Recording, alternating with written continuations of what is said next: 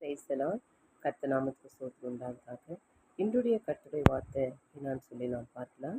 John chapter 15 verses 17 நாம் பார்க்கலாம். இன்றைக்கு நாம் பார்க்கும்போது ஒருவருக்கு ஒருவர் அன்பா இருங்கள் அப்படின்னு சொல்லி நாம் பார்க்கிறோம். Praise the Lord. Hallelujah. These things command you that you love one another அப்படின்னு சொல்லி நாம் பார்க்கிறோம்.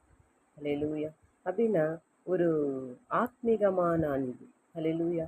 இந்த சரீரமான அன்பு இல்லை, ஒரு ஆத்மீயமான அன்பு. அப்படின்னா நம் கர்த்தருக்குள்ளே ஒரு அன்பு.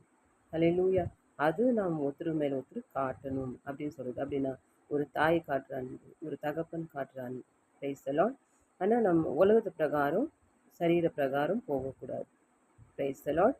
ஸோ இன்றைக்கு இந்த அன்பை குறித்து கர்த்தர் சொல்லுகிறார்.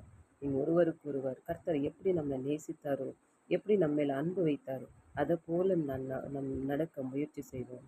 கர்த்தர் ஆசீர்வதிப்பாராக.